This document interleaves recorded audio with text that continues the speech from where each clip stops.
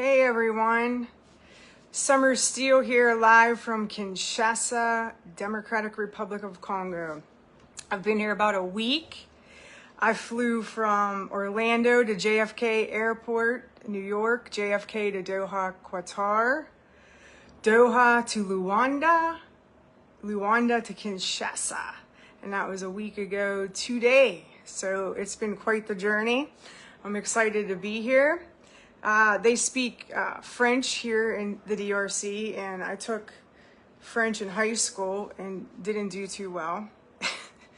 It's sadly, on my mother's side, her great-grandfather, my great-great-grandfather was a French teacher. Well, he spoke fluent French. He was a principal, and he was from France. So shame on me and others in my family that didn't really pass it on. But I know a little bit. So je m'appelle Summer, parlez-vous français, au revoir, merci, the basics. And I'm using a translation app, so that's been very helpful. It's been very, very helpful.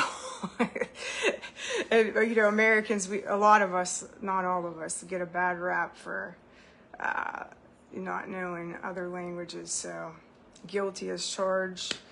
I did download Babbel, but I haven't paid their little fee yet. So we shall see. We shall see. Kinshasa, just a little background for people who may not know, is the capital. And there are about 17 million people here.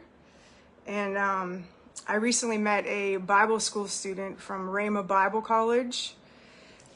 He just graduated and from Rhema here in Kinshasa. So I guess they have a little institute. And the founder of that is, of course, Kenneth Hagin, the great Kenneth Hagin, the Word of Faith preacher.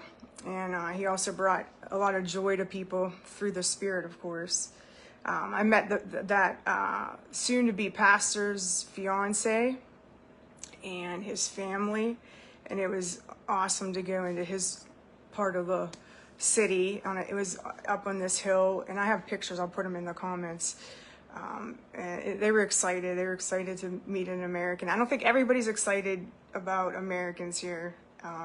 So it's nice when you meet some that are, and it's just like anywhere else. There's some really nice people, and there's some people that aren't too happy to see you. So it's been quite the culture shock. It's definitely been a culture shock. It's taken some time to get adjusted to the time, the culture, the customs, and but that's how you learn. You just dive right in, and I'm a crazy enough person to do that. Why I'm in the DRC? When I first got saved at 16, shortly after that, I don't know how long after that, Zaire popped in my head, and I'm like, I never heard of that country in my life. And I remember telling my English teacher, I'm going to go there, I think, someday. And she started laughing. And, well, I'm here. So I at least proved her wrong on that. So I made it. I think it's, 28 years and counting. But the beginning of this year, I did a fast. And as I was fasting in prayer, that thought that I had at 16 became like more prominent in my actual spirit as I was praying. And actually I got this song in my spirit, and I don't really know the interpretation of it, but the song itself reminded me about Zaire, which is now the DRC. And I'm like, you know what? I better go. So I just had this urgency to go. Like, I don't know why. Time is running short. We know that Jesus is coming soon. And obviously, the timing, was kind of difficult with the election and all that in America, because you don't know what's going to happen with that, and that, kind of impacts the rest of the world. But I was like, you know what? I don't want to delay. So I don't know how long I'll be here. I don't know how long I'm called here, and I'm just stepping out in faith. and just trying to be a blessing to everybody that I've come in contact with. And I've met a lot of people so far. You know, it's between the driver and the places I've stayed, and you just, you know, you have to connect. You have to connect quickly because you're in a city far, far away, a culture that you've never been involved in, and a language that you do not know. And that is something that I've never experienced on this kind of a level before. I would say that these people here in the Democratic Republic of Congo are probably some of the strongest people on planet Earth. I mean, what they've endured and what they've overcome is amazing. I can't even fathom it, to be honest with you. You know, some of the things I've seen already were jarring, and I haven't seen everything. I've only been here a week, but there's obviously beautiful people, beautiful sights, and I don't want to be that type of person that exploits the bad, you know, and it makes it seem like so horrible. But the reality is, we are very, very blessed in America, like extremely blessed. And we always hear that and we get sick of hearing it, but really, I'm grateful just for that. Just for coming here and realizing, wow, I'm among the most blessed people, prosperous, financially stable people on planet Earth. I think I read somewhere that the average income is like, I don't know, like $2 a day. And it's just like what we could experience in our country and what we are experiencing in our country. There's the super rich and it's the poor, and there's like no middle class. And as we know in America, or if you don't know, you should know, that the middle class are like the backbone of the country. They keep it, you know, moving and stable. And if you wipe out that middle class, you see some wild stuff. So obviously that's, you know, elections do matter, and obviously, you know, leaders matter.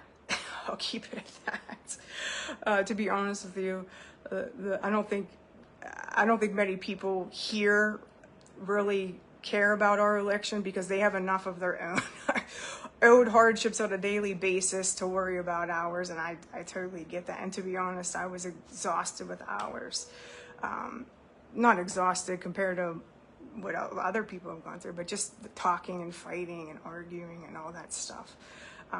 So being in a country, the DRC, I mean, there's different things that I've read, but it's definitely in the top 5 poorest countries in the world, and they have some of the most resources on planet Earth. Like, so it's they have all the wealth that you could imagine in their soil here, and then they have all these people trying to squander that and keep it only among a select few, and then a lot of the everyday people get abused in the process. It seems it seems that there's powers that be that make it very hard for people to rise, and but they're very resourceful and resilient and creative. That's for darn sure.